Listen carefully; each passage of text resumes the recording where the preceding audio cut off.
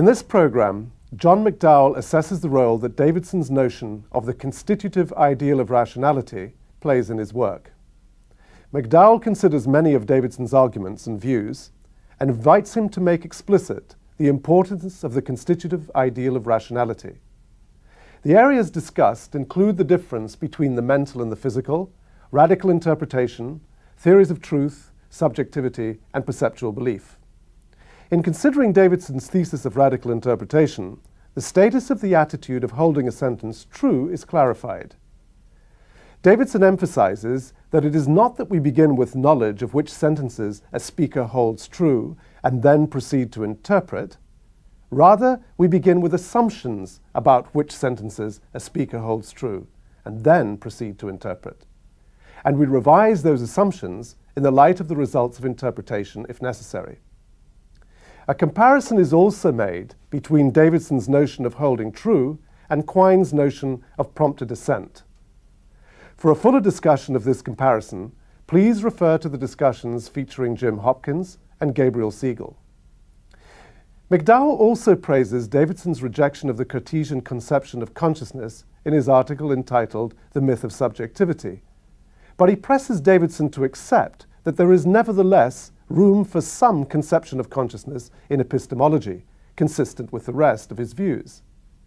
Davidson denies this and says that he cannot understand what such a conception of consciousness could be. In the background of this discussion are criticisms of Davidson's views about perception made by McDowell in his book Mind and World, and Davidson offers reasons for resisting these criticisms. This theme is pursued in detail in the interview by Michael Martin. The session concludes with the following questions. Given that there is an ideal of rationality and that it plays a constitutive role in thought and talk, how is it that we come by it? How do we come to have thoughts at all? Davidson only has time to offer a brief sketch of an answer, but a full treatment of this theme appears in the discussion with Michael Dummett. We now join the discussion at the home of Donald Davidson in Berkeley, California. It gives me great pleasure to introduce our next discussant, John McDowell, who is Professor of Philosophy at the University of Pittsburgh. He's going to discuss with Professor Davidson the constitutive role of rationality and the role that that plays as a thread that continues throughout his work. John. Well, I did think that this would be a good path through the work. It would enable me to start with something that I think you're right about and get in maybe to things where I think you should be saying different things from the things you actually are saying by your own light, so to speak. So to begin with, where the phrase, the constitutive ideal of rationality, I think officially shows up, is in mental events. And the idea is doing the work, correct me if I'm wrong, of showing us how to hold propositional attitude concepts, propositional attitude vocabulary, apart from concepts or vocabulary that pulls its weight in describing the nomological layout of naturalistically understandable nature or something of that sort. This seems to me to be a fine thing to do. Some of your admirers, I think, would deplore the fact that I start there saying this is a fine thing to do. I'm thinking of Richard Rorty. Richard Rorty thinks that making a big deal over the difference between propositional attitude talk and, say, physics, making a bigger deal over that than over the difference between, say, biology of whole organisms and molecular biology, is going to encourage people to have their minds boggle over the mental in just the sort of way that you and he agree we shouldn't have our minds boggle. So maybe to begin with, could you perhaps comment on that? That strikes me as completely wrong. It doesn't encourage a mind boggling. It exactly shows us how not to have our minds boggle over the mental, even though the mental is. Yes, indeed, you enable us to say special, conceptually special. The concepts of the mental are special.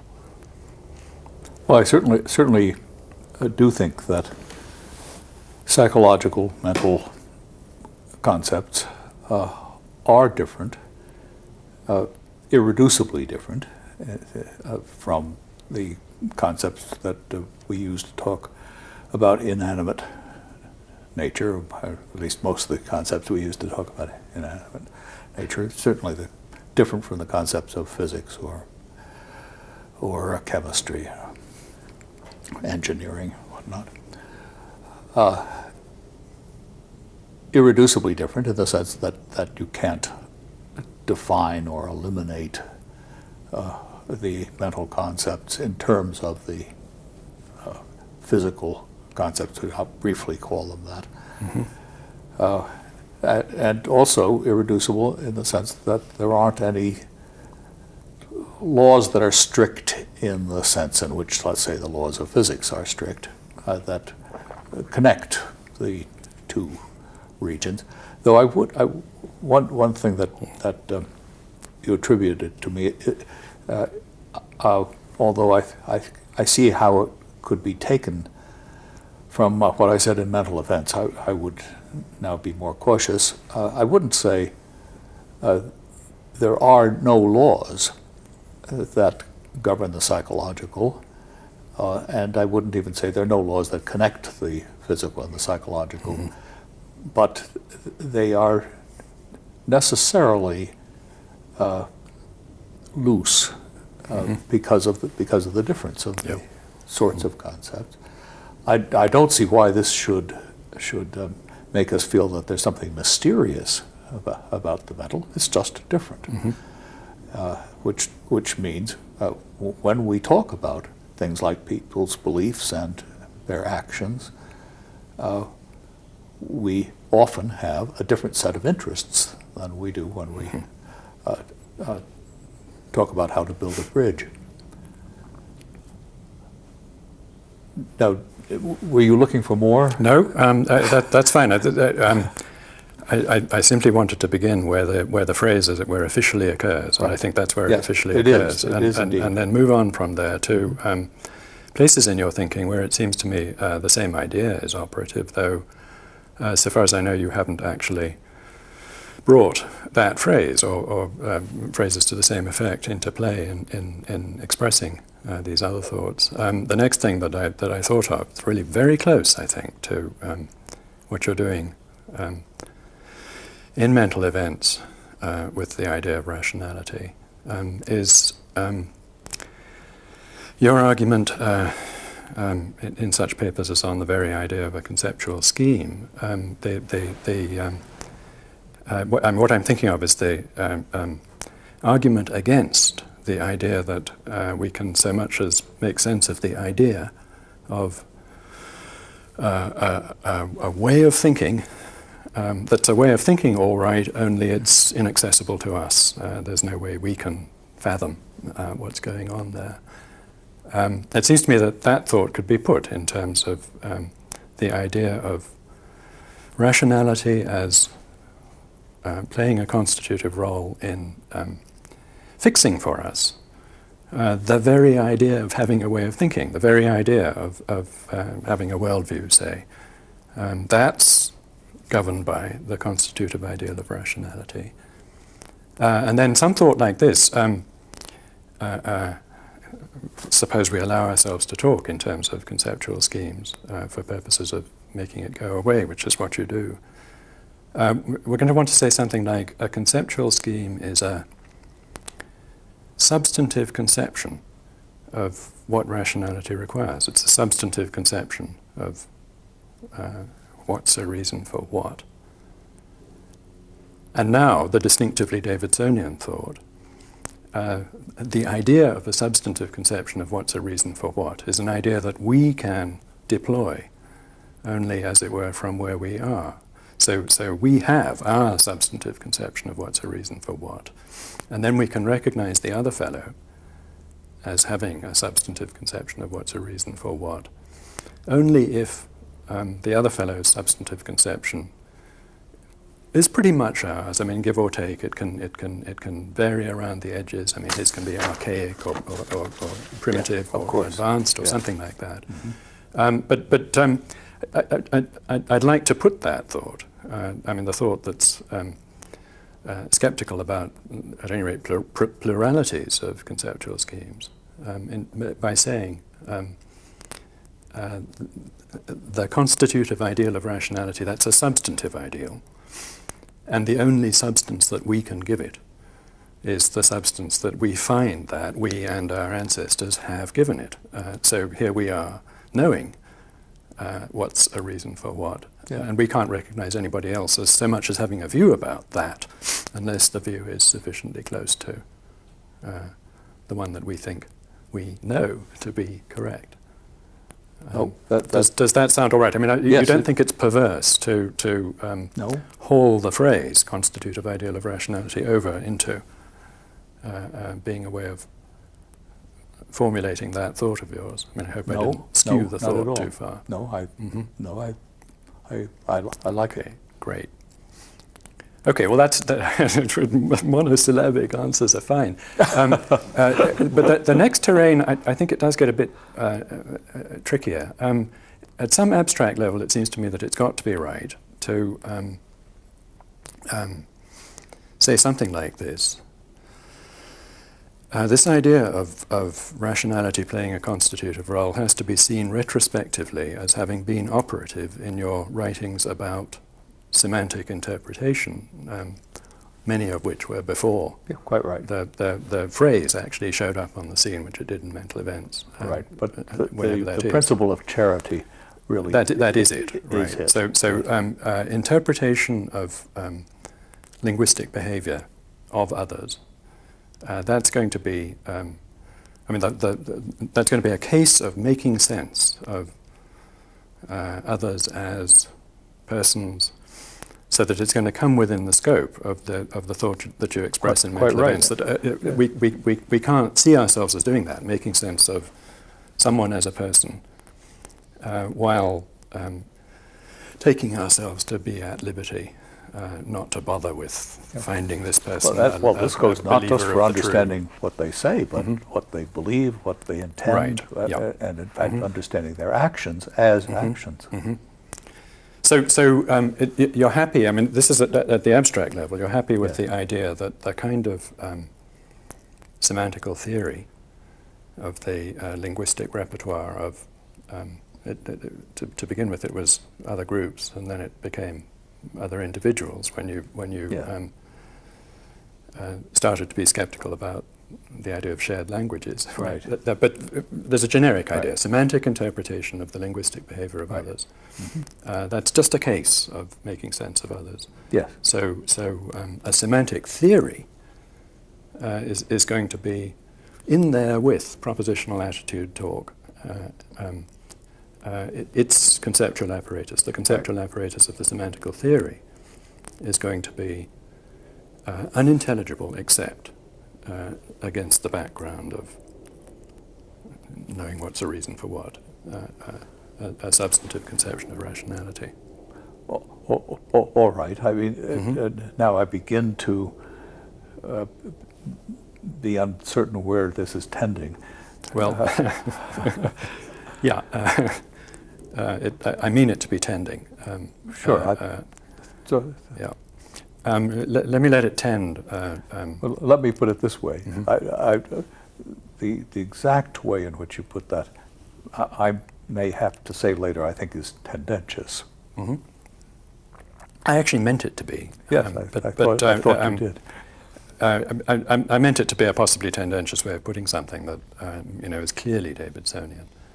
Let me start in a kind of mild way with a puzzle that I've long had about something that you used to say, and I think still say, about the procedure of radical interpretation.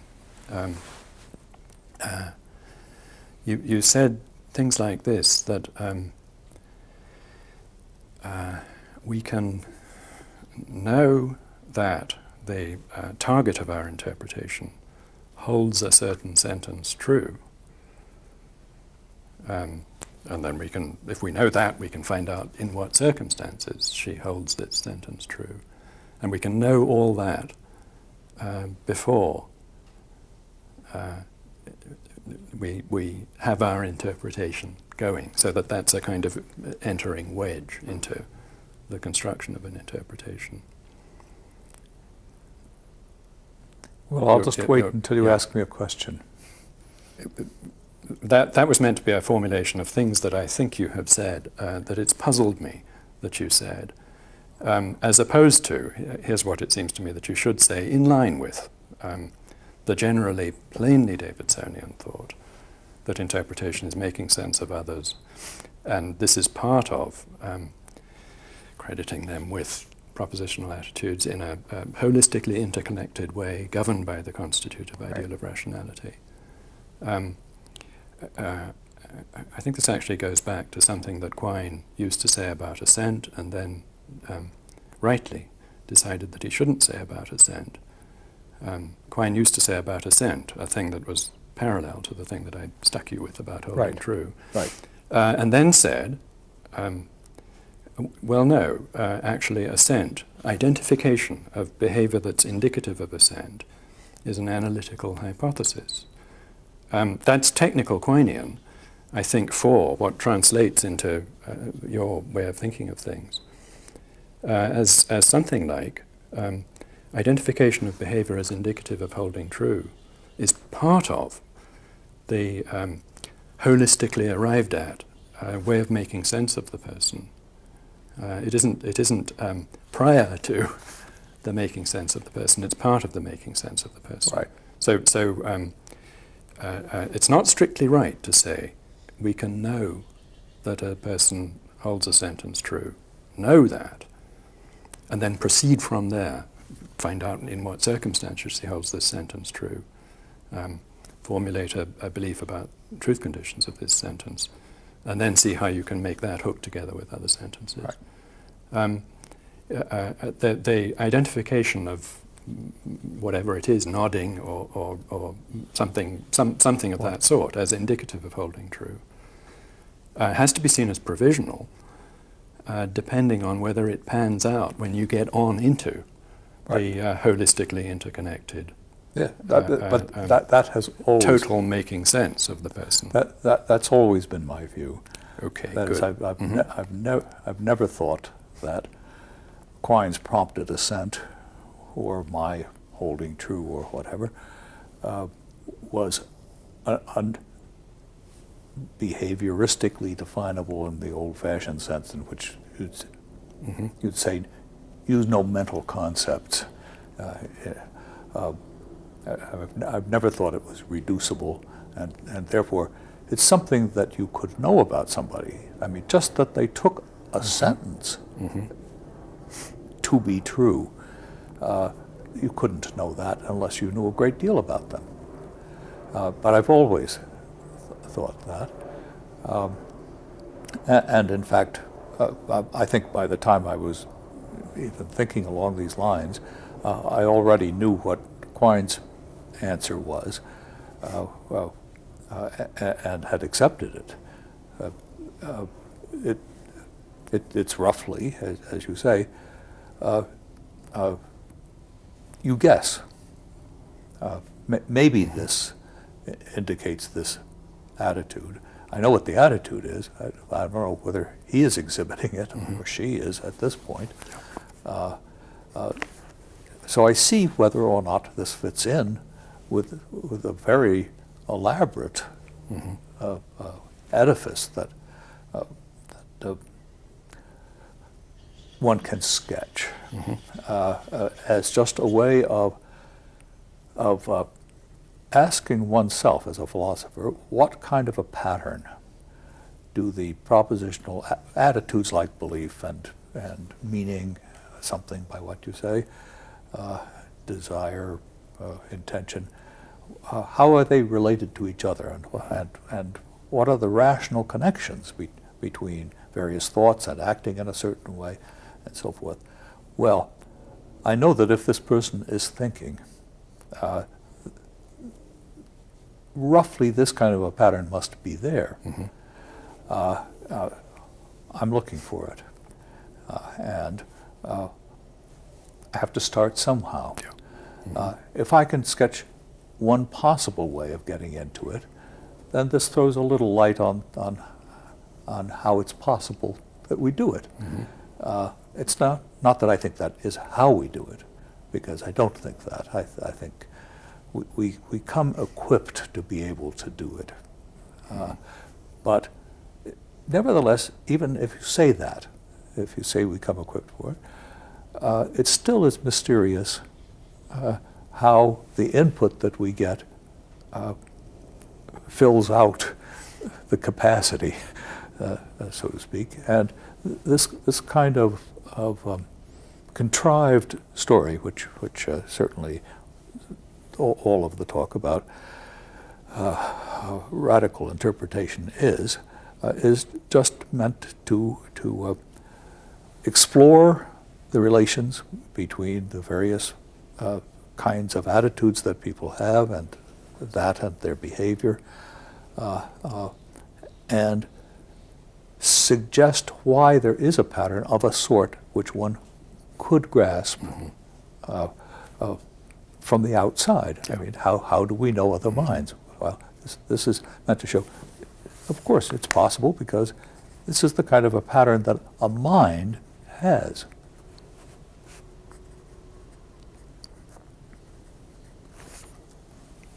That's wonderful. I mean, that strikes me as exactly right, and exactly what you should say. And I think I've misread things that you have said about holding true in the past. Well, it's probably my fault.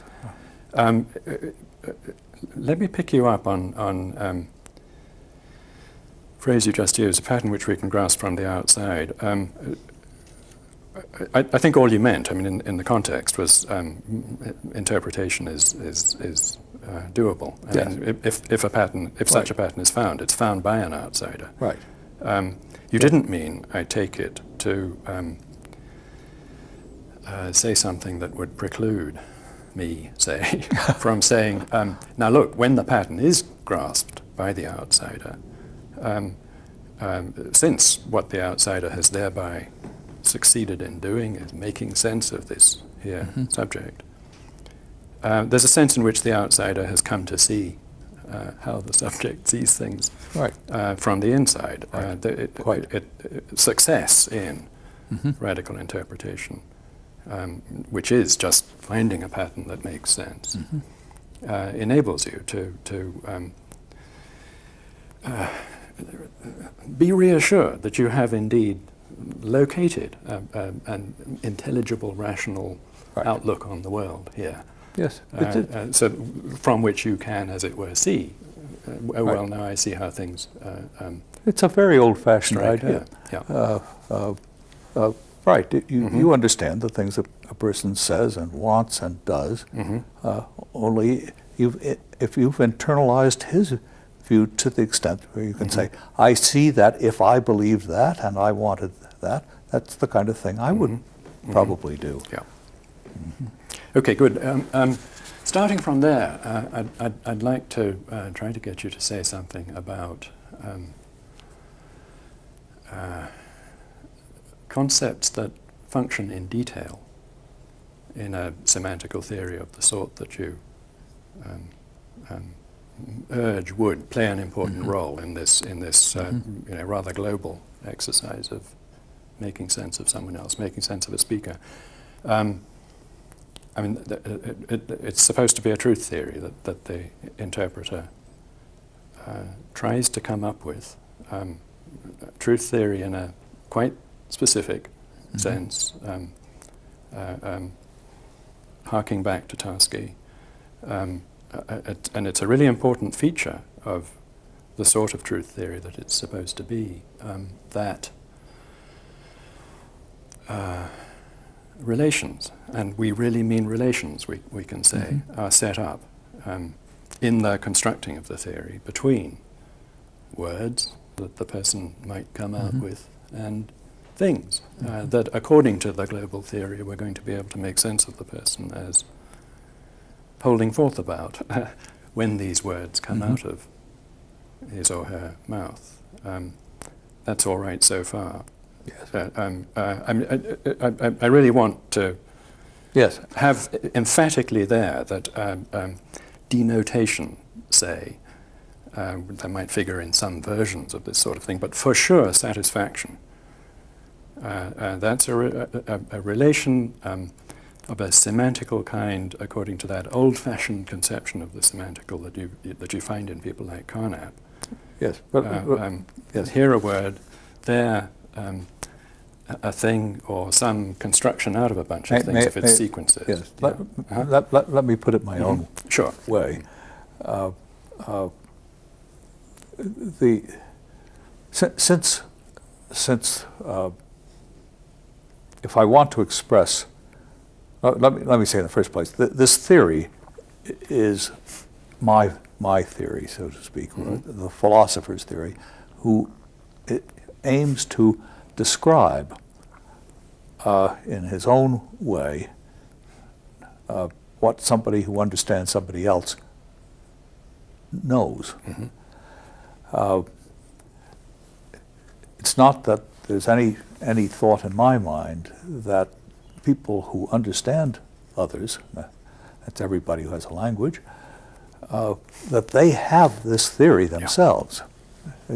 It's just that there's so much that they're prepared to make sense of.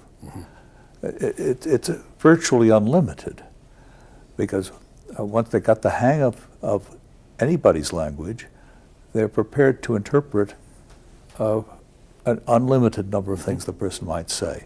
So I need a theory to express what I think that person's ability amounts to. Now, when it comes to testing such a theory, I think of it as tested entirely by what amounts to sentential utterances, because it's those that have truth conditions, and it's those that do the work of language, and it's what we can observe. We can't observe single words doing anything. Sure. And so the theory doesn't begin with anything like denotation or reference or satisfaction. It begins just with the sentences. But then it turns out that, of course, it's impossible for somebody to learn the meaning of every possible sentence independently. They somehow have got a system. That's what the theory is for. And it turns out that there's no way to construct such a theory without breaking sentences up into parts, words, essentially, and then mapping those words onto things. Right. So there's no escaping that. All right, that's yeah. my way of putting it. Right. That's beautiful. I mean, I really want that. The idea that the word-thing relations that the semantic theorist says hold, right? And the theorist is going to be right about that if the interpretation really works. There's nothing to the holding, the idea of the holding of these word-thing relations, except the way in which the claim that the relations hold between exactly these words and exactly these things works towards enabling the theorist to say what the truth conditions of potential whole utterances are. And then there's nothing to that being the right thing to say about some potential whole utterance, except that that in the end it's going to facilitate making sense of the people or person, if we're talking about an idiolect, who speak or speaks the language that we're talking about. So that the very idea of the relevant word-thing relations, which are indeed relations, is nothing except a component part of the global exercise of interpretation, subject as it is to the constitutive ideal of rationality. I mean, that's Yeah. still there in the picture, controlling this activity. Yes. Right.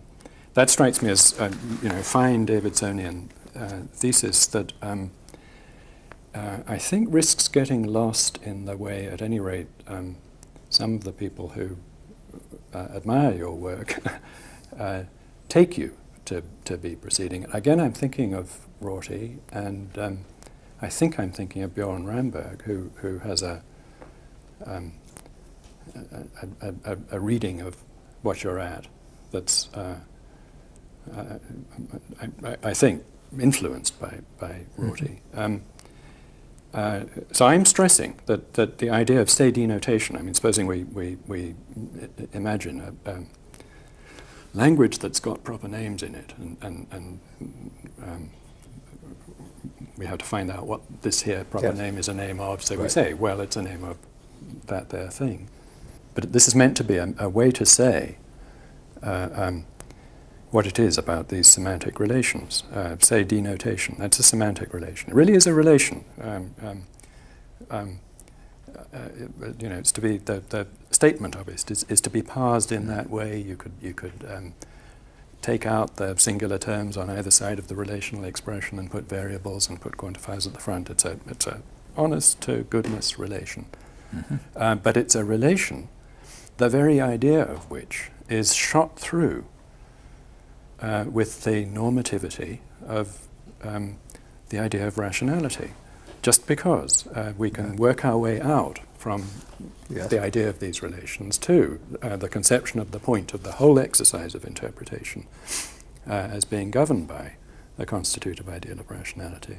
I'm not very happy with calling it normativity, but something in that area anyway. I mean, I don't if mind there's a reason for, if this is a reason for that, well then that's you better do that or believe that or whatever it is that this is a reason for. Right. I mean, norms are in play, definitely. Right.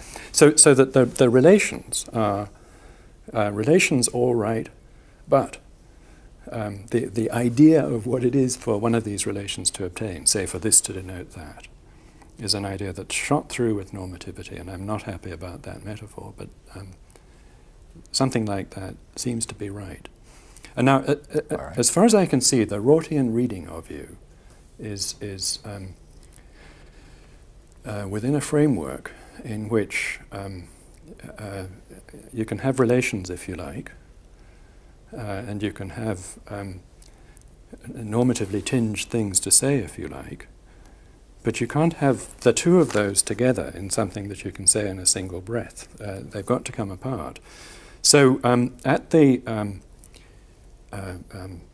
ultimate points of semantical anchorage of language too, the objects, ultimate points of semantical anchorage only because they're in this context of interpretability of whole utterances.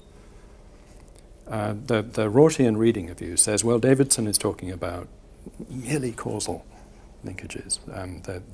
The object emits causal efficacy, and as the end result of this emitting of causal efficacy is that the word comes out of some mouth, no doubt in a context with a whole bunch of other words, but don't think about that, because we're not talking normative talk here, we're talking relational talk.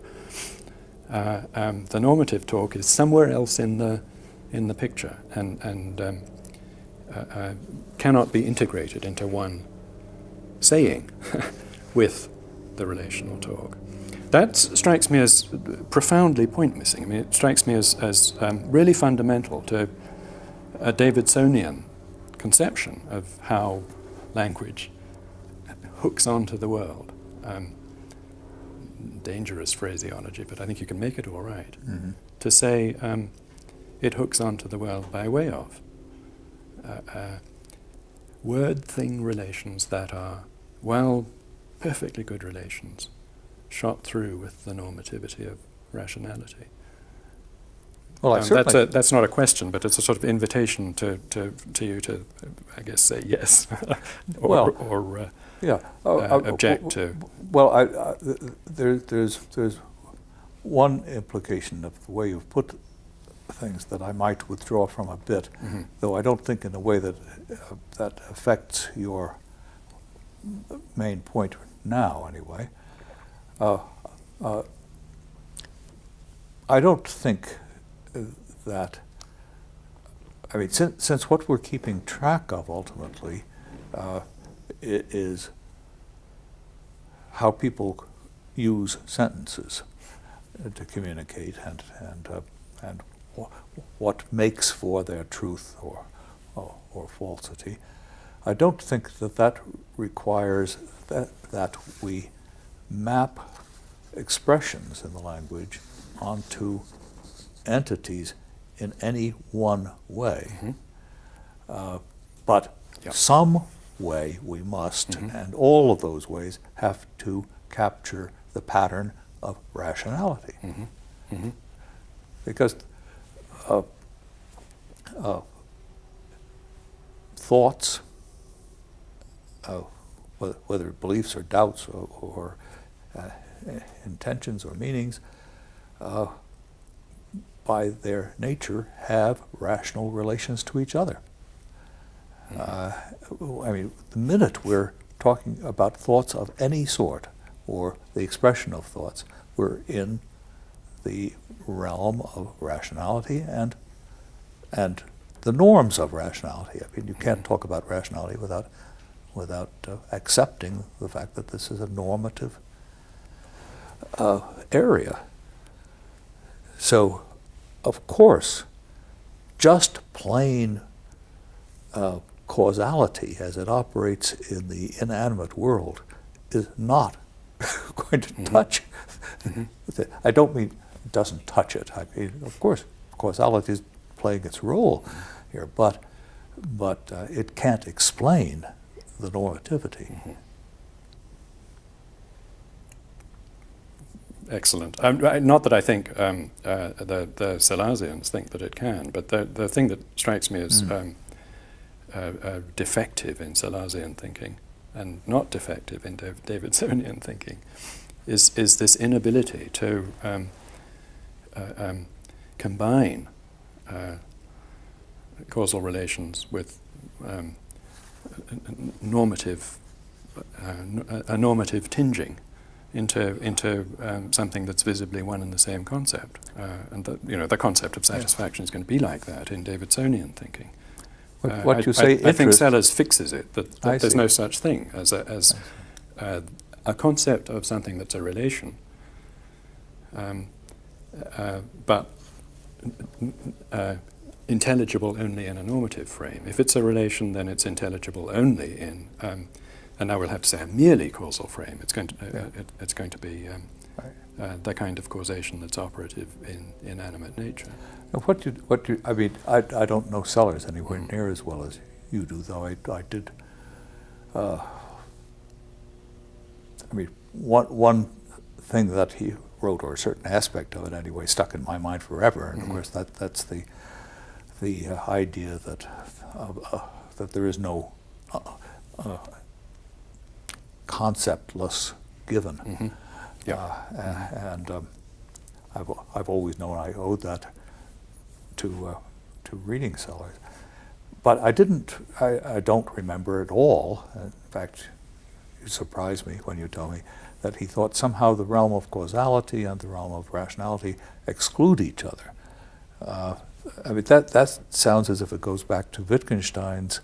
I don't mean back because I guess they were contemporaries roughly.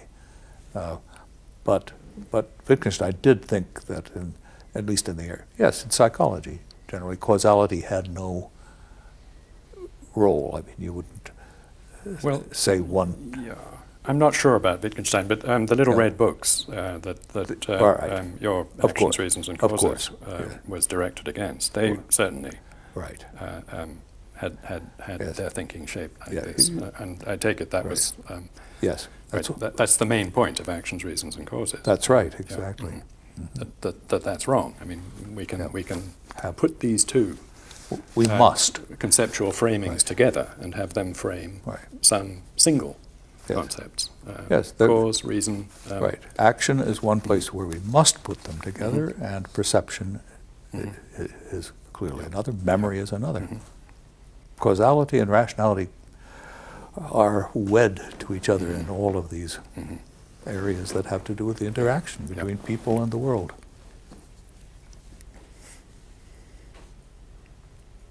Okay, I'm conscious of advancing into more and more ticklish areas. I said something a while back, actually, that I meant to be tendentious, and you let it pass. It was surely a cheat on my part, but I'll get it back and make it explicit. The attitude that you've taken to the idea of subjectivity. This is what I want to bring into question in some way. I'm thinking of papers like, the main paper I have in mind is the paper called The Myth of Subjectivity, and the title is suggestive of the attitude. Now, I have to make it clear, I don't want to resurrect or defend the thing that I take you to be attacking. Right? You're attacking, and it's very explicit in the paper, a Cartesian conception of subjectivity. That's what the myth is. Subjectivity as, in some peculiarly radical way, inner, and I don't know, prior to our take on our subjectivity, prior to our take on anything else, which generates this awful seeming problem of how we can claw our way out from being in touch with our own subjectivity to being in touch with what before we started doing philosophy we surely rightly took ourselves to be in touch with. That's fine. It's surely right that should be scotched, that conception of subjectivity. But now at the end of that paper, I think you say, well, all right, we can save something from the wreckage and call it the idea of subjectivity if we like. It's going to have two properties, this residual idea. And I'm not sure I can remember what the what the two are, having started to catalogue it. Some sort of first-person privilege, not absolute.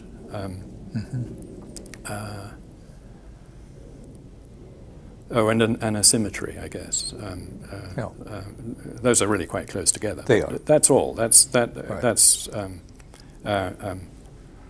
all that's left of the idea of subjectivity.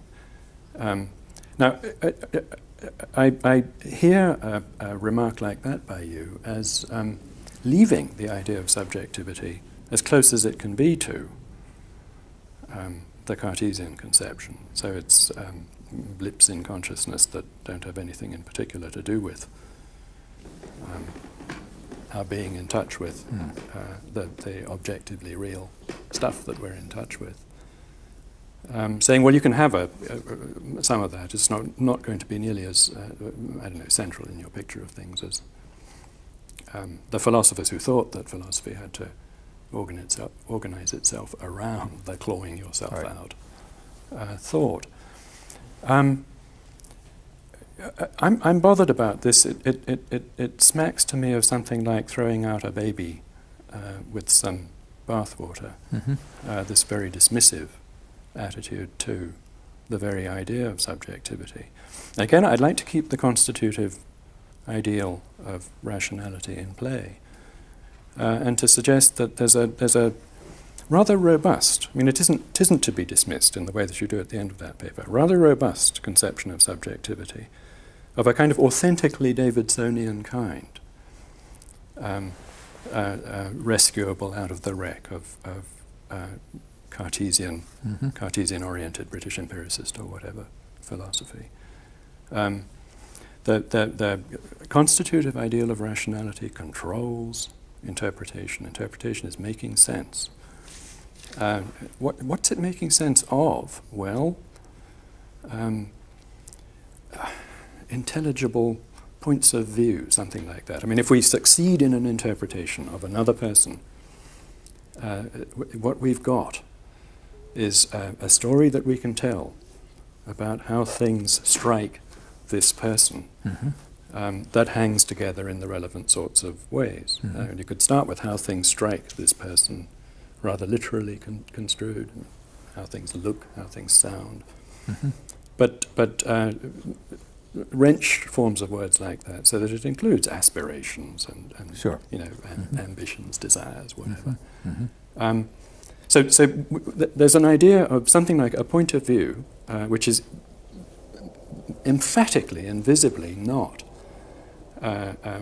some kind of descendant of the Cartesian pure ego. Right. Because what it exactly is a point of view on the real. It's got to be Sure. that what's out there is mostly in view from this Right. point of view, because if it weren't so, the procedure of interpretation by way of which we work ourselves into understanding this point of view wouldn't have worked. That's the point of the constitutive ideal of rationality, say as applied in the rejection of radically alternative conceptual schemes. Quite right. So why not say, baby with the bathwater, or something like, it seems to me, defeatism. The Cartesians wrecked the idea of, say, consciousness. The baby with the bathwater move has something like the shape of saying, well, that concept is pretty much gone. I mean, we can have it around the edges, but it's not going to be central to our picture of the kind of thing we are. Acquiescing in the wrecking. But this, I think, authentically Davidsonian conception of a point of view could be put to the service of saying, well, no, I'm not going to let you guys have the concept of consciousness. I'm going to get the concept of consciousness back so that I'm going to have it as part of my picture of a subject that is an occupant of a point of view, which is a point of view on the real. That he, she is conscious of this, that, or the other thing, as being whichever way it is. I mean, that'll be a way to formulate some of the conclusions about a subject that an interpreter, a Davidsonian interpreter doing properly, authentically Davidsonian interpretation, comes up with. So I don't know why you're so hostile. Hostile. I prefer defeatist. I'm trying. I can't do anything with the concept of consciousness. That seems to me to be a defeatist view. It would be better to say, let's rescue it. Good. I think you've answered the question that's been on my lips as you got into this, which was, we agree about the bathwater, but what's the Where's baby? the baby? And consciousness is the baby. Is that right? it? I mean, I certainly agree with you. Of course, each of us has his own view of the world. I mean, in a perfectly literal sense. We're in different places, and we've had different experiences, and so forth. And what I was insisting on was, it's not as though each of us starts out with or comes to have a bunch of beliefs, and maybe we can figure out what somebody else's are, but they're what they are anyway. Whereas I think, well, all of our beliefs are, to the extent that we can make sense of them, in the public domain. I mean, they're subject matter. I don't mean they're truth, because of course different people believe different things, but their subject matter is in the public domain. Right? Their beliefs are about the same things that my beliefs are about. That's why we can disagree from time to time. And I think, that's the kind of thing that I was fighting against, the sort of total autonomy of belief. Consciousness, I have said nothing about, and that's only because when I try to think about it, I always bog down. I mean, I'm not sure what there is there to think about, and I don't think I'm throwing it out because I don't know what it is. Well, I think you proceed as if you do know what it is. Ah. You know that it's something like the closest we can get to what the Cartesians thought it was. And you rightly say about that, it can't be foundational to knowledge, Right. The basic point of contact between thought and the world, that kind of thing, as the Cartesians thought it could. Yes. That's right. I mean, the consciousness as they conceived it couldn't be foundational to knowledge, couldn't be the basic point of contact between thought and the world. Just because they conceived it as such that your consciousness is the way it is anyway, kind of regardless. We can ring the changes on how things are in the real world that surrounds you, and your consciousness is Right. still the way it is. That's hopeless. Just because there's nothing in this picture of consciousness that's analogous to the relatedness of, say, words to things in interpretation of language in your picture, right? Okay, so I'm saying you don't actually proceed as if you don't know what consciousness is. You proceed as if you know that all that there is for consciousness to be is that, and that cannot be important in the way that the Cartesians think it is. And that second bit strikes me as dead right. That cannot be important in that way. But what is it that I clearly understand about consciousness? I would love to know. Well, that it's a fitting thing about which to say such things as episodes in consciousness cannot stand as foundations to knowledge, or cannot constitute the ultimate point of contact between thought and reality. You mean such things So, as I belief? think you do talk about what philosophers have wanted to mean by consciousness, and what you tend to do is give an inventory of ways in which Cartesian philosophers have talked about things. Sense data, sensations, the given, sensory stimulations. There are a whole bunch of conceptions of consciousness about which it's perfectly right to say the negative thing that you say about consciousness conceived as exhausted by that kind of list. But what I guess I don't find in these writings of yours that I'm thinking of, I guess the coherence theory paper is one of them. There are a lot of papers in which I think there's something somewhat on these lines said. What I don't find is a kind of willingness to suppose that there might be something else to do with the very idea of consciousness, in which that wouldn't be the right list to start in, right? The given. No, the given is no good. We see that. You're quite right about that. But how about your present visual consciousness of Rudy? That's an item that might be fitted to be part of the truth about your point of view, which is indeed in the public domain. I mean, I need to know a whole lot about you in order to know that. Rudy is visibly present to you. I see that he's there. I see that he's there. That's, my eyes are playing an essential role in it. But the question in my mind is, do you think that if I say, I see that he's there, that is, I have, as a result of having the kind of optical system I have and a lot of other things, I'm caused to believe that he's there, and furthermore I know that I'm seeing him. Is there, you think the baby has still been left out, if I say that.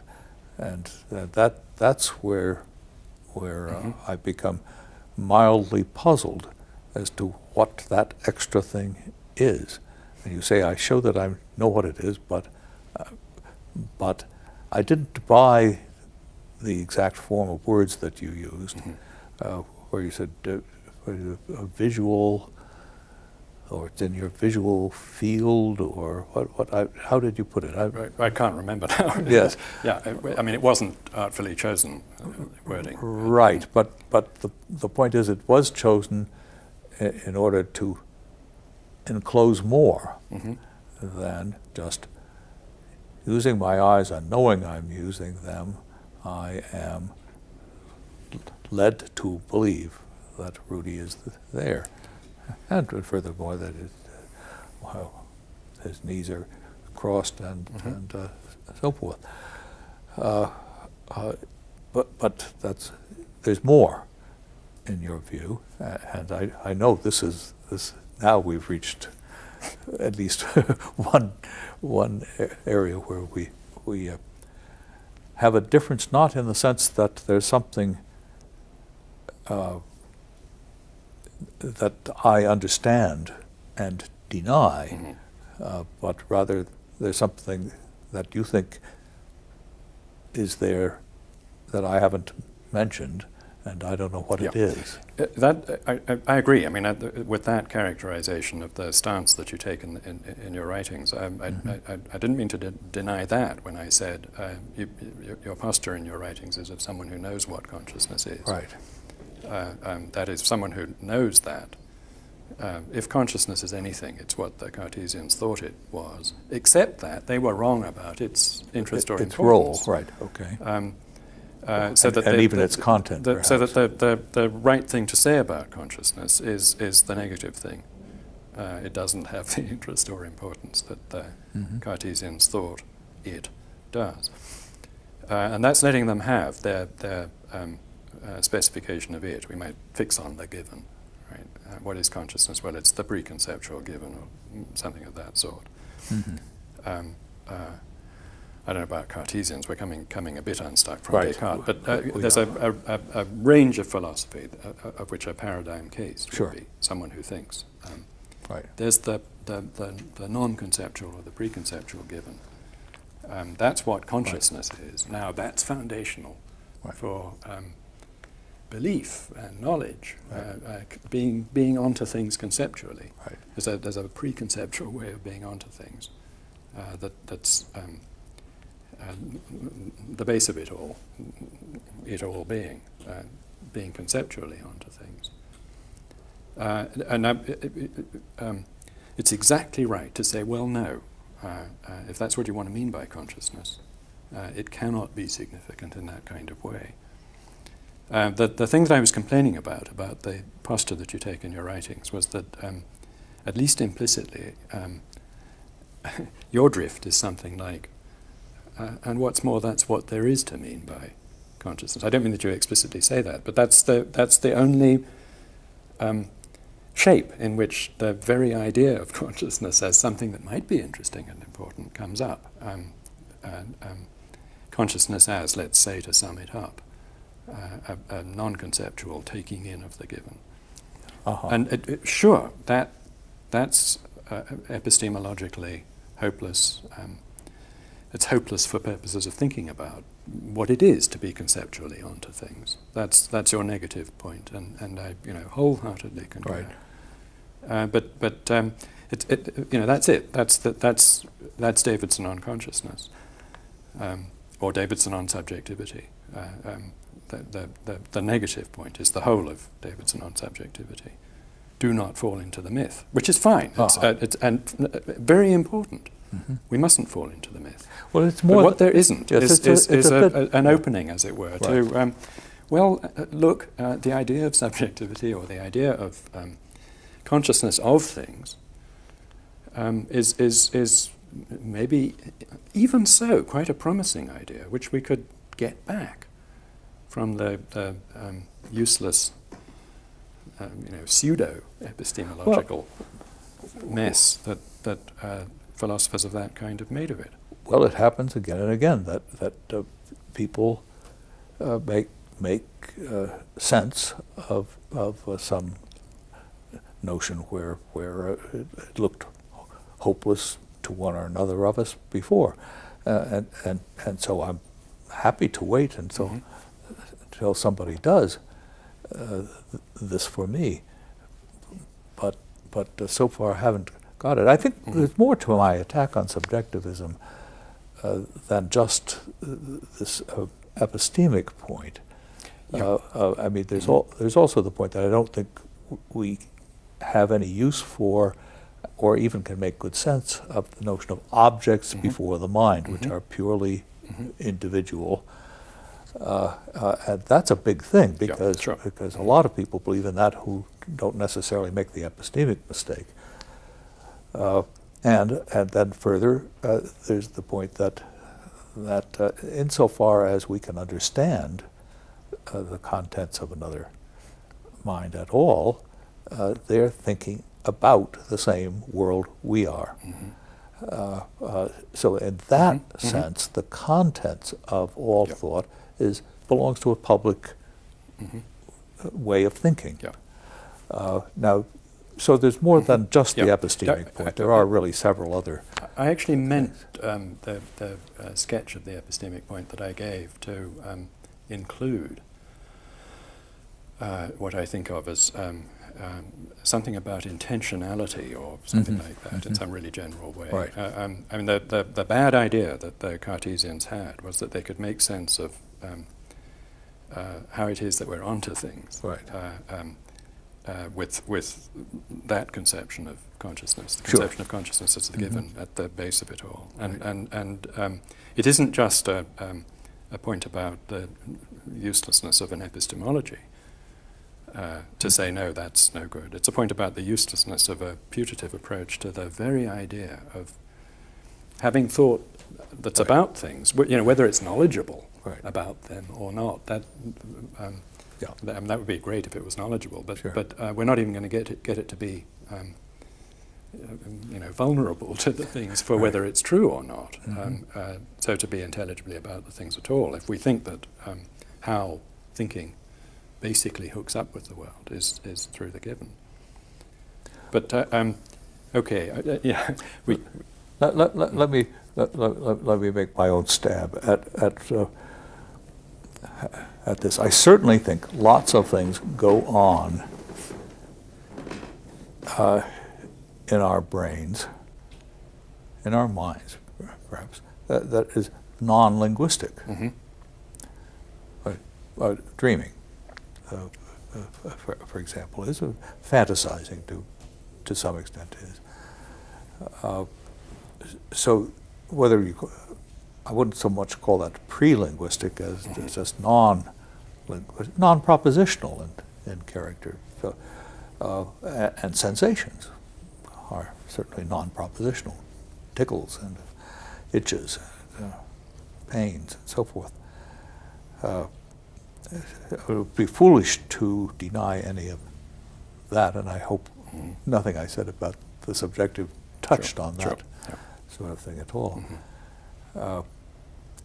But when you talk about a non-linguistic or non-propositional way of taking things in, then I begin to not so much say, no, there isn't any such thing, as to say, well, explain, please.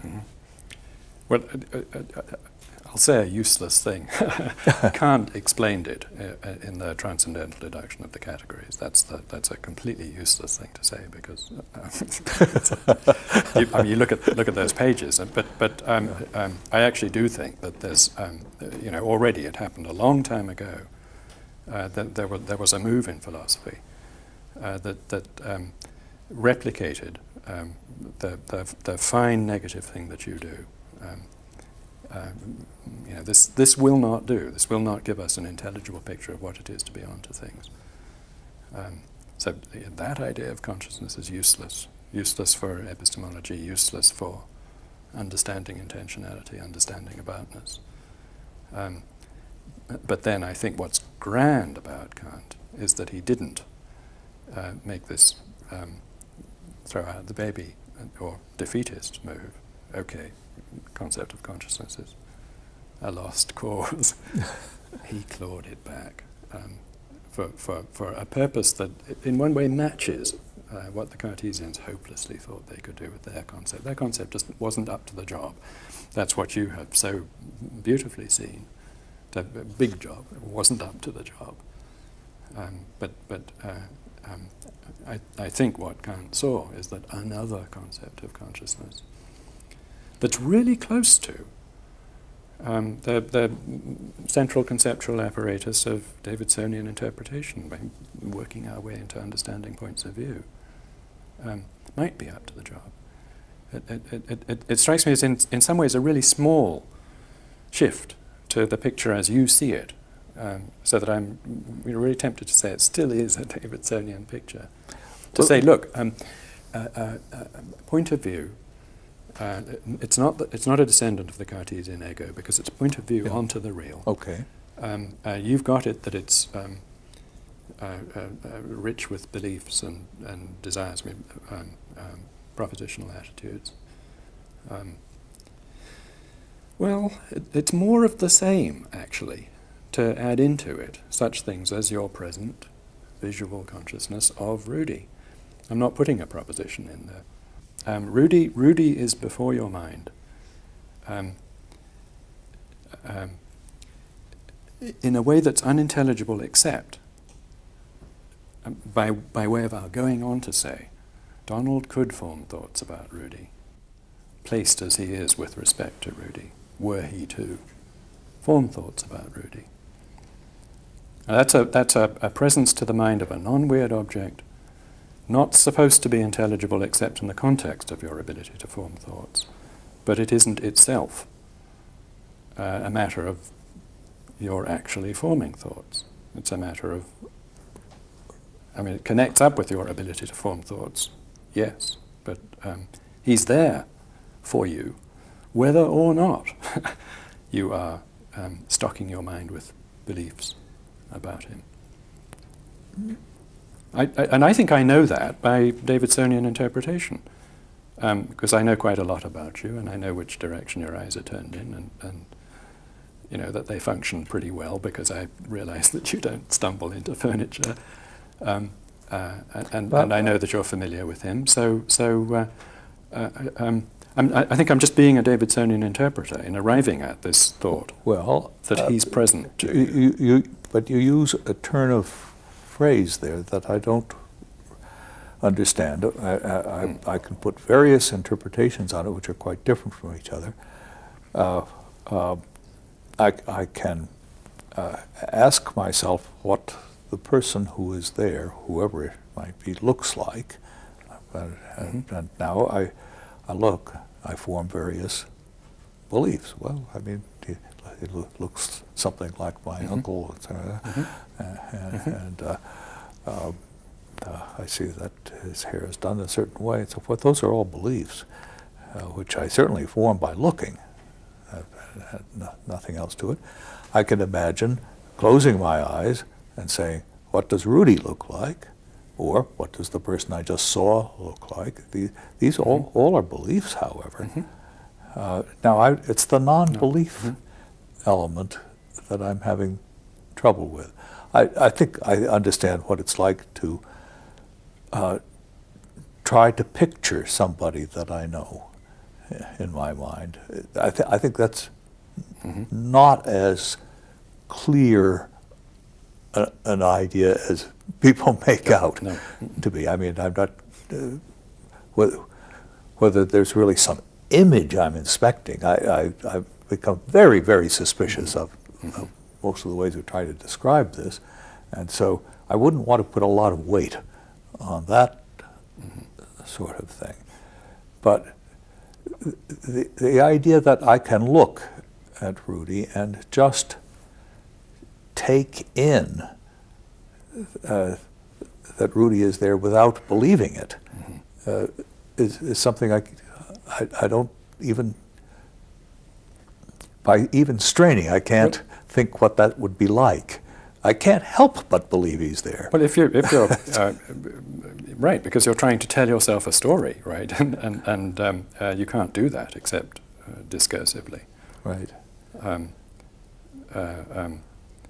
But that doesn't seem to squelch this thought that the discursive story that you tell about yourself can include the presence to you of objects that are, as it were, available for you to form beliefs about.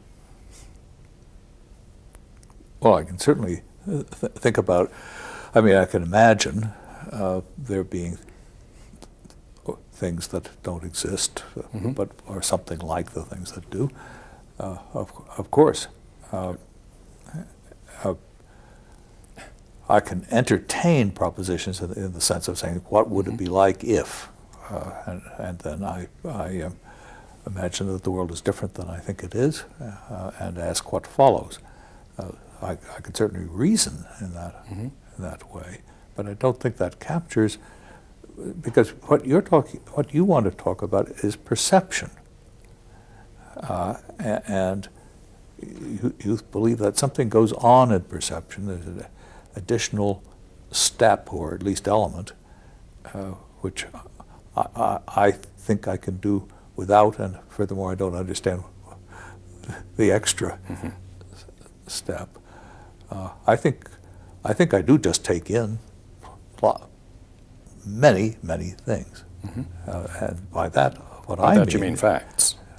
You mean facts when you say yes, things, right? Yes. Ways things are. Yes, Yeah, I just right. take in. I mean, I look and proposition I shape. believe. No, but it's all belief. I believe that. I mean, sometimes, of course, I look and I wonder, what am I seeing? That's perfectly possible. But at that point, though, I wouldn't say I'm taking in something propositional, or I'd say I am taking in something propositional. It is that there's something that looks a bit like so-and-so and a bit like so-and-so, and I don't know which one it is. So there are propositions sort of floating there, but those are true descriptions of what I'm led or made, I would say, to believe by what I see, by looking. I'm forced into endless beliefs, many of which are so unimportant that they don't matter, and many of which I correct an instant later. And of course, a lot of things that I would be led to believe, if it weren't for other things I know, I'm not led to believe because of what I know. Yeah.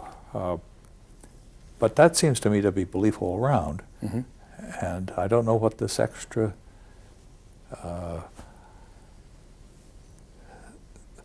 well, let me put it this way. Suppose I'm really just missing something. What difference does it make?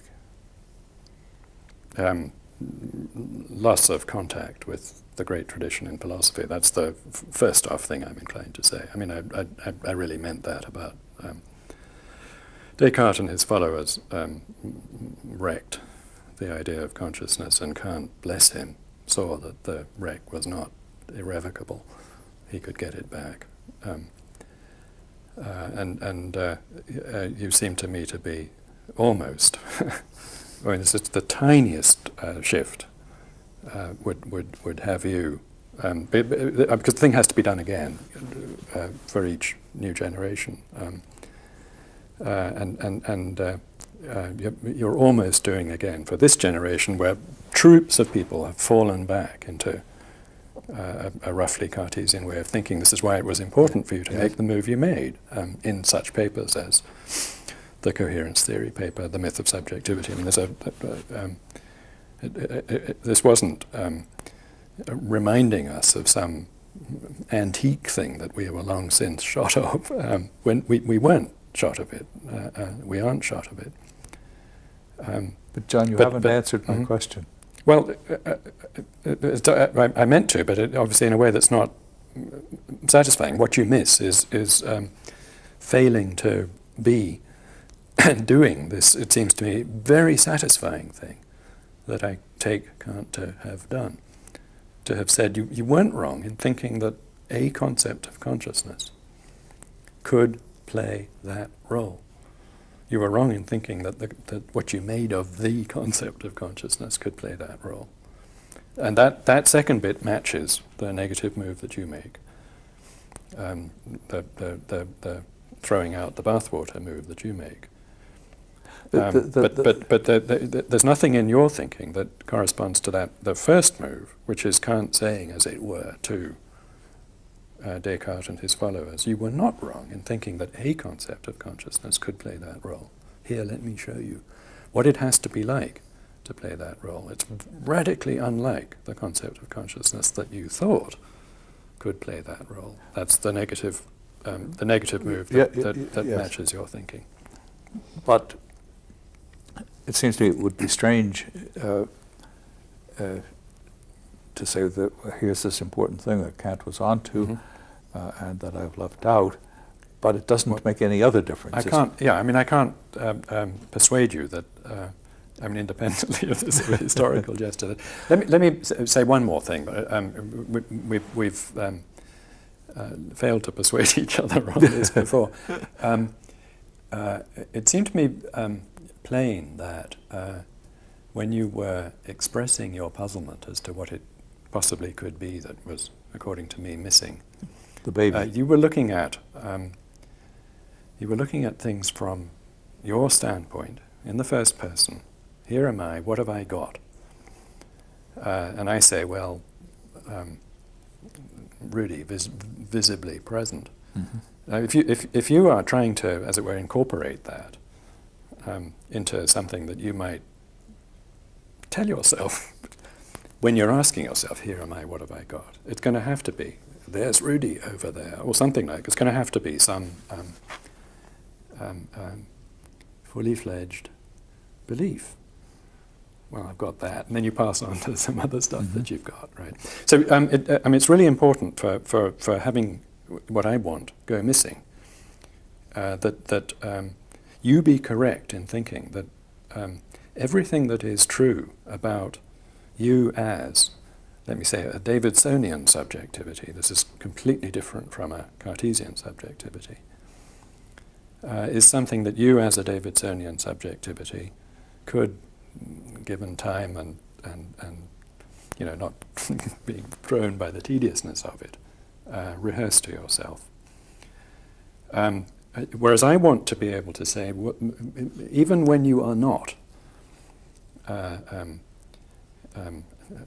availing yourself of your capacity to form beliefs about Rudy, there's Rudy over there, or reminding yourself of beliefs that you've got about Rudy, there's Rudy over there. It's true about the Davidsonian subjectivity in two senses, right? The one that's there, the one that I can work my way into an understanding of by Davidsonian interpretation, that Rudy is visibly there for you. I see that he's there. Well, but this is you now insisting on doing it from the first person. Is that all right? It's not that I'm cutting loose from the subjectivity. If I say he's visibly there for you, he's in your field of vision. Yes. I'm keeping contact with the subjectivity, but I'm not purporting to be giving in my terms something that you could give. Exactly not. It's supposed to be that his there-ness for you is a matter of his availability for you to form beliefs which you can then rehearse to yourself in that kind of way. But the there-ness is the beliefs are only potentially in the there-ness. So of course, when you ask yourself, what have I got? You're not going to come upon the there-ness of Rudy, except in the form of the belief that he's there. Yeah.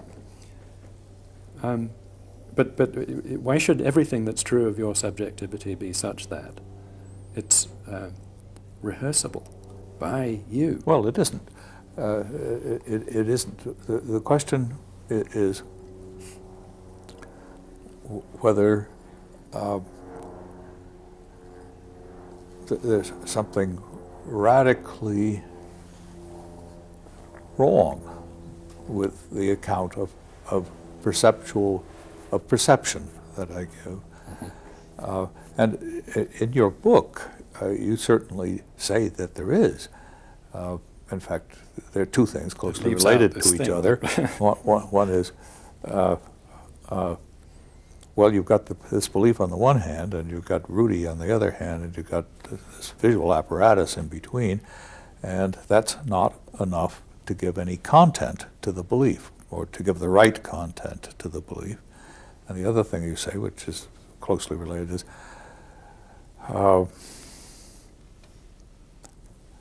I guess I touched really both of them. I mean, one is no content, the other is no friction. But these are almost the same point. Now, you haven't been saying that now. I've been trying to egg you on to say it, because it seems to me that's wrong. I mean, I can give an account of why I'm led to this belief rather than any old belief or no belief. It seems to me that there's a pretty good account in terms of how we learn to use sentences like "I see Rudy," or better still, just sentences like "That's Rudy," or "There goes Rudy."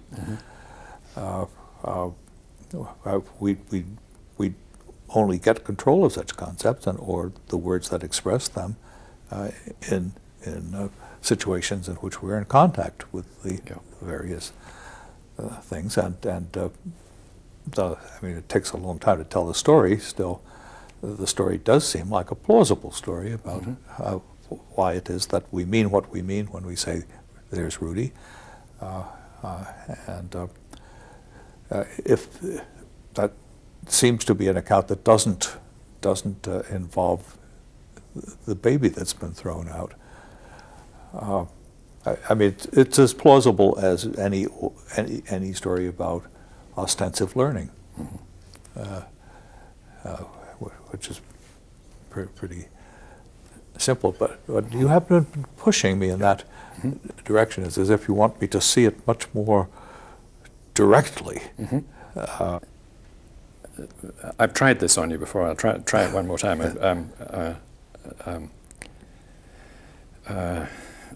Philosophers used to talk about chicken sexes, and for all I know, what they said about chicken sexes was false. But there was a myth about what chicken sexes did. I mean, one learned to sex chickens.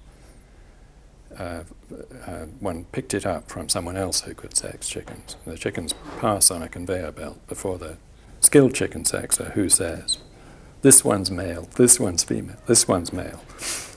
And lo and behold, if you don't kill the males, as I guess they do, I mean, wait and see whether they grow up. And they grow up to be roosters. You ask the guy, so they look different, right? And he says, no, they don't look different. I don't have a clue how I'm telling. I just say what I feel like. This one's male, this one's female. And another person can watch. And it's deeply mysterious. One can get the hang of it in the same kind of way that one doesn't say, I see, the males look like this, the females look, one doesn't have a clue how one tells, but one learns to be able to tell. At any rate, that was the myth. And it's supposing that is so about how chicken sexing proceeds. It's puzzling that it works, but it's not. We can't rule it out that it works. I think we could say some somewhat Davidsonian things. I mean, I'm remembering remarks you make about the mere empirical contingency of the particular mechanisms whereby we fetch up, able to speak confidently about the environment. So it's just contingent that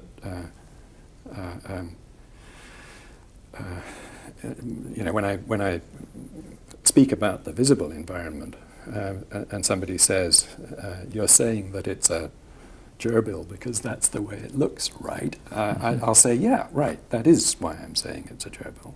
I won't respond in the way that these perhaps mythical chicken sexes respond, saying, "No, it doesn't look any particular way. I have no clue why I feel like saying what I say. I just feel like saying it." Okay. Now think about the chicken sexes.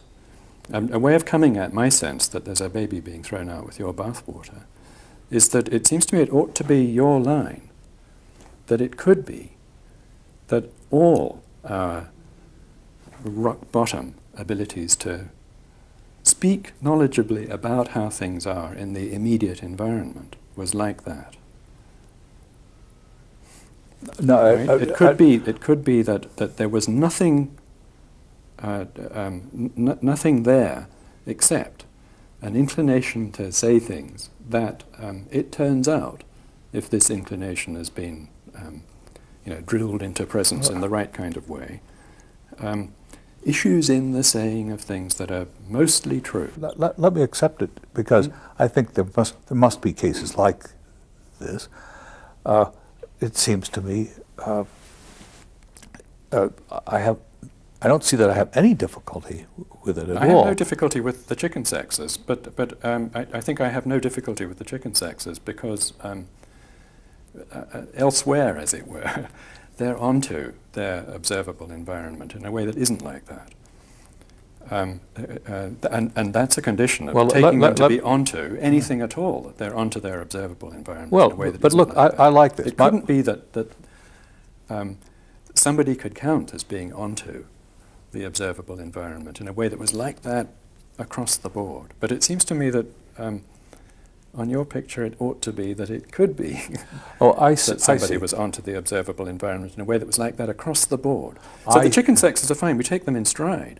Yeah. Because, I mean, if he backtracks and says, well, at least it's a chick, yeah. And you say that because it looks like a chick, right? He's going to say, yeah, right, it looks like a chick. Mm-hmm. It isn't that he has no idea why he feels like saying it's a chick. He feels like saying it's a chick because that's the way it looks.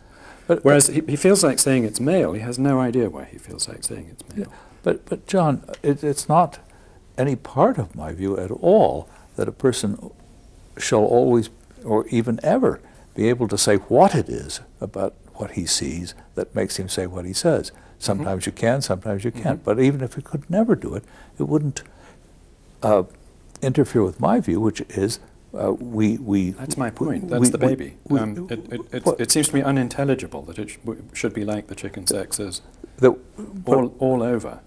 Well, the reason I don't see. Well, look, it all depends. There are all kinds of things that I come to believe just by looking. I mean that the electrons are thicker over there than they are over there, or something like that. I believe just by looking, although I can't see an electron. Yeah. Now, if you ask me, what is it that I see that reveals that to me? Either I don't give you any story at all, or I give you a sort of song and dance about electrons and so forth, all the background stuff. In the same way, if you ask how do I know there's a difference between an undetached chicken part and a chicken, the answer is going to go by way of knowing about parts and the notion of detachment and a lot of stuff like that.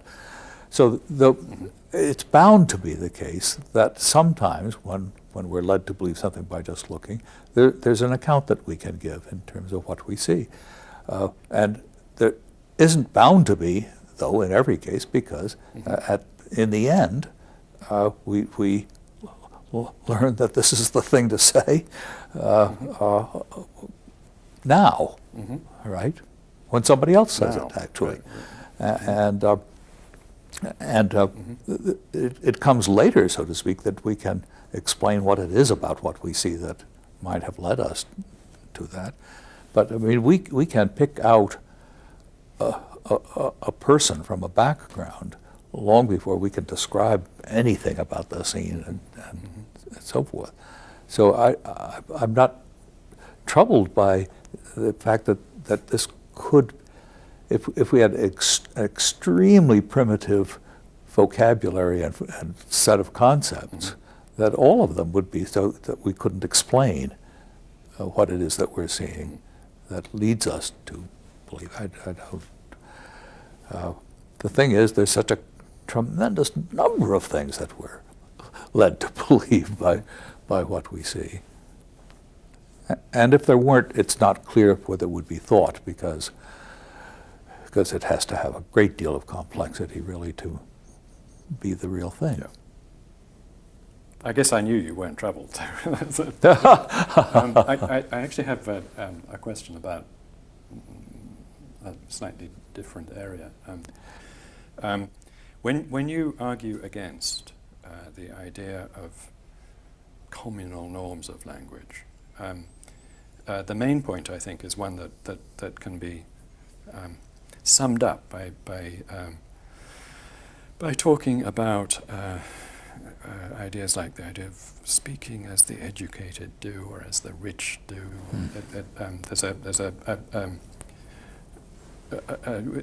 You, I know, cringe when people say what the data shows is, but you don't think that this cringe,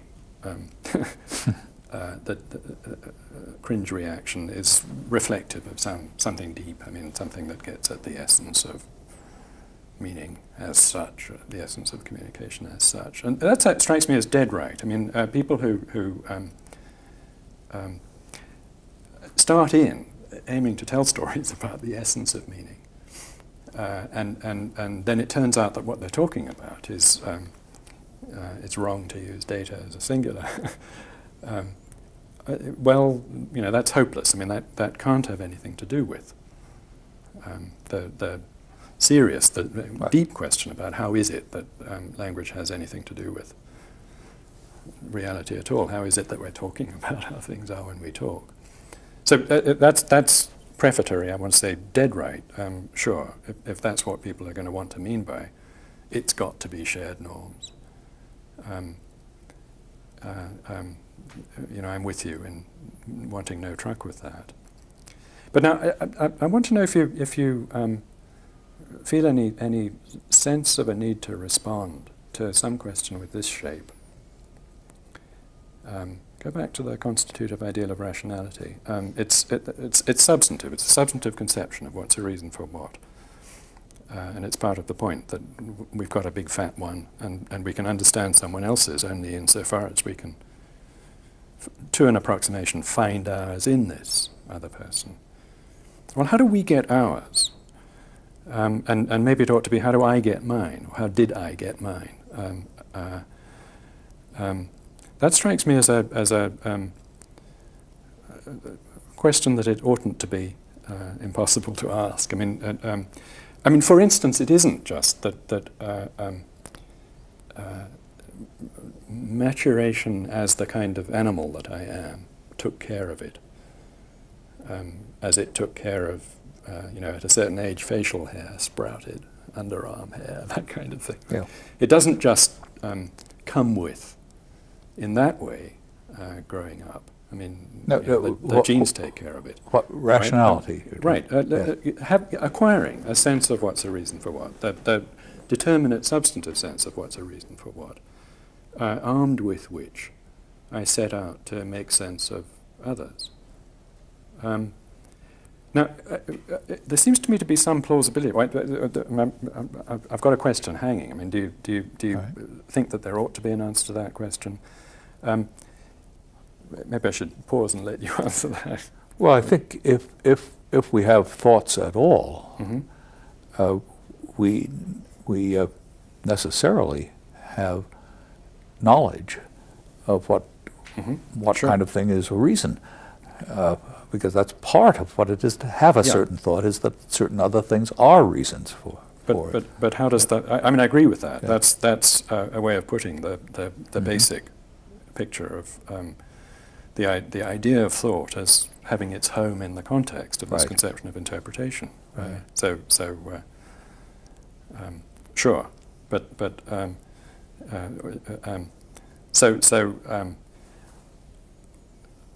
make intelligible to me that this rather large idea, it turns out, which includes being right about things mostly, and wrong, and being right about how things are mostly, being right about what's a reason for what mostly, it gets a grip on human individuals at all.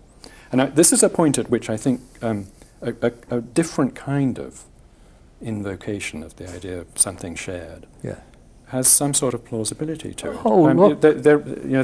There has to be a tribe with the old guys who are the repository of the tribe's memory.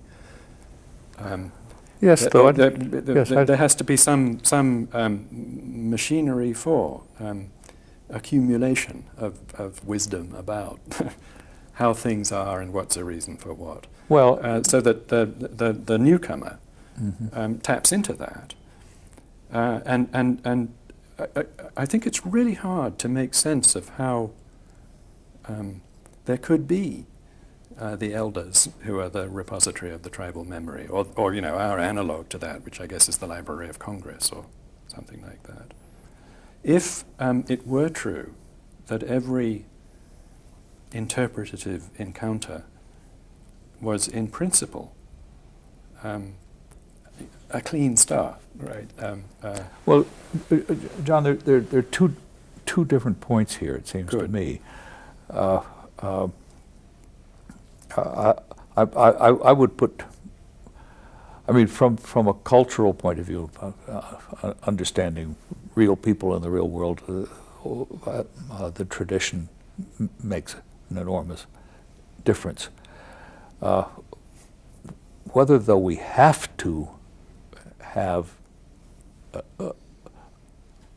any more tradition than is just born by understanding a language, I'm not sure. It's good to have it. I mean, we wouldn't dream of doing without it. Might that be a language in the sense that you're skeptical of? No. Okay. That's the point.